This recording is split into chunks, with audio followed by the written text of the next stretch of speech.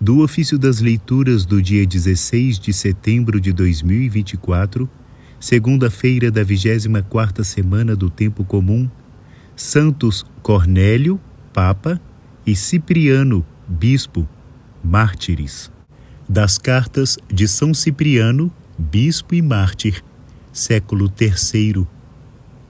Fé generosa e firme. Cipriano a Cornélio, irmão no episcopado.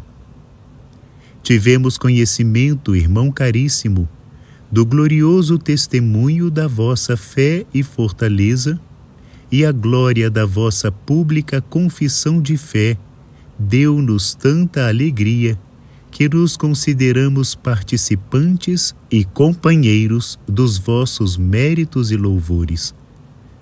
De fato, se formamos todos uma só igreja, se temos um só coração e uma só alma, qual é o sacerdote que não se congratula com a glória de outro sacerdote como se fosse própria? E qual é o irmão que não se alegra com a felicidade dos seus irmãos? Não se pode exprimir suficientemente a alegria e o contentamento que aqui se manifestaram quando fomos informados da vossa vitória e fortaleza, quando soubemos que vós fostes um verdadeiro chefe dos irmãos na confissão da fé, e que a mesma confissão de fé do chefe foi confirmada pela confissão dos irmãos. Deste modo, sendo o primeiro a caminhar para a glória, levastes muitos companheiros a participar da mesma glória, e sendo o primeiro a confessar a fé em nome de todos, persuadistes o povo à confissão da mesma fé.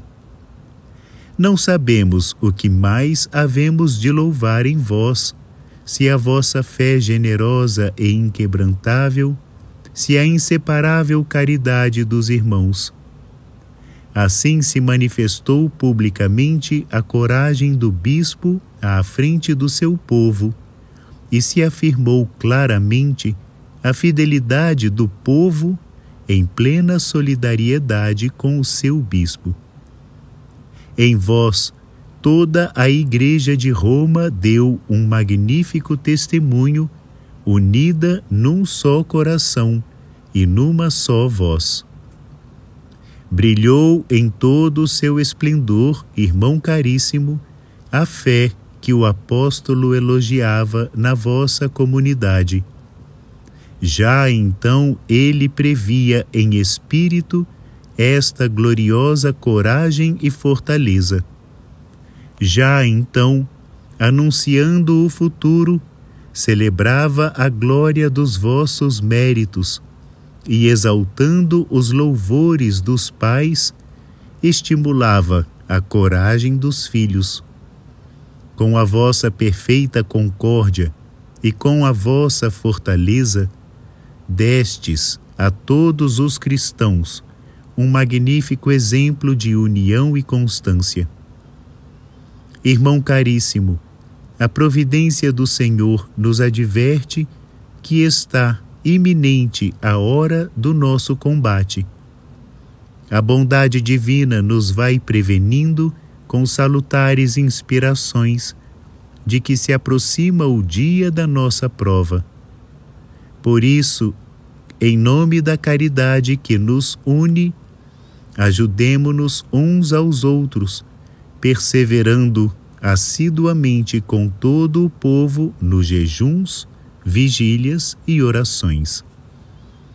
Estas são as nossas armas celestes que nos conservam firmes, fortes e perseverantes. Estes são os dardos espirituais e os baluartes divinos que nos protegem. Lembremo-nos uns dos outros em perfeita concórdia e unidade de espírito. Oremos sempre e em toda a parte uns pelos outros, e procuremos aliviar esta hora de tribulação e angústia com a nossa mútua caridade. Das atas proconsulares do martírio de São Cipriano, bispo, século III. Numa questão tão justa, não é preciso refletir mais. Na manhã do dia 14 de setembro, reuniu-se uma grande multidão em Sesti, como tinha ordenado o procônsul Galério Máximo. E assim, o mesmo procônsul Galério Máximo, que nesse dia tinha marcado uma audiência no átrio Salsíolo, mandou que trouxessem Cipriano à sua presença. Quando lhe foi apresentado, o procônsul Galério Máximo disse ao bispo Cipriano: Tu és Tácio Cipriano? O bispo Cipriano respondeu: Sim, sou eu. O procônsul Galério Máximo disse: És tu que te apresentas como chefe de uma doutrina sacrílega? O bispo Cipriano respondeu: Eu mesmo. O procônsul Galério Máximo continuou: Os sacratíssimos imperadores ordenaram-te que oferecesses sacrifícios aos deuses. O bispo Cipriano disse: Não o faço. Galério Máximo insistiu: Reflete bem. O bispo Cipriano respondeu: Faz o que te foi mandado. Numa questão tão justa, não é preciso refletir mais. Galério Máximo, depois de consultar os seus assessores, proferiu, com dificuldade e pesar, esta sentença: Viveste muito tempo segundo esta doutrina sacrílega e associaste muitos outros à tua seita nefasta, constituindo-te inimigo dos deuses romanos e dos seus cultos sagrados, sem que os piedosos e sacratíssimos príncipes Valeriano e Galieno, nossos Augustos, e Valeriano, nosso nobilíssimo César, tenham conseguido reconduzir-te à observância das suas cerimônias religiosas. Por isso, tendo sido reconhecido como autor e instigador dos piores crimes, servirás de exemplo àqueles que associaste ao teu delito. Com o teu sangue será restabelecido o respeito pela lei. Dito isto, leu em alta voz o decreto: Foi decidido que Tácio Cipriano seja decapitado. O bispo Cipriano disse: Graças a Deus.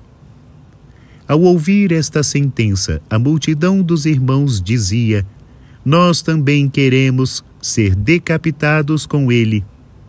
Por isso gerou-se uma grande agitação entre os irmãos e seguiu-o numerosa multidão. Assim foi conduzido Cipriano ao campo de Sesti.